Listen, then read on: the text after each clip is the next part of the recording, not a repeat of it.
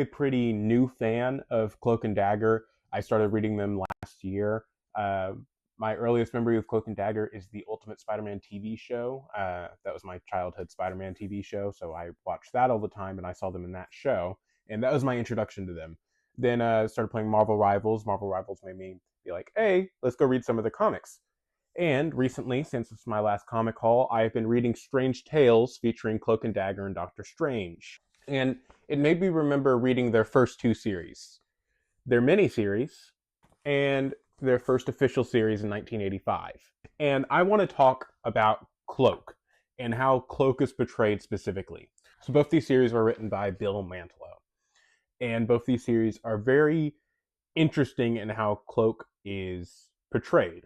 So in this issue, which is the last issue in their first miniseries, they reveal the origins of Cloak and Dagger. So Tyrone Johnson, Cloak, was a poor black kid in South Boston.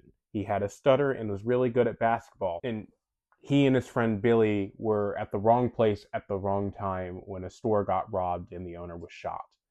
The police believed that Billy and Tyrone were the two perpetrators and shot Billy.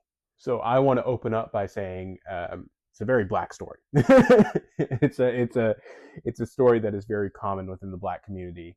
So I want to say that right off the bat because I feel like Cloak's blackness can't be separated from him. He, along with Tandy Bone, become runaways and meet each other and get kidnapped by drug manufacturers, get experimental drugs tested on them, which activated their powers. But what I want to talk more about is how Cloak is portrayed after that. The Cloak and Dagger series are always marred by the theming of dark and light, with Cloak obviously being the darkness and Dagger obviously being the light. So the way these original series portray it is having Cloak be a more vindictive and vengeful personality than Dagger.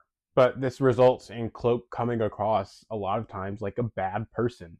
But also, everybody treats him horribly. Father Delgado, an absolute fucking menace. It's revealed towards the end of the 1985 series that Father Delgado is actually in love with Dagger. Again, she's 16.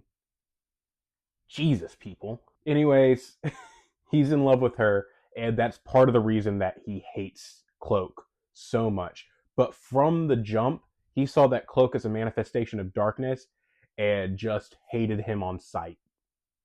Very pastorally. So these issues seem to have this messaging of prejudice and how everybody is so prejudiced against Cloak, from Detective Bridget O'Reilly to Father Delgado. But in other issues, Cloak is just so comically evil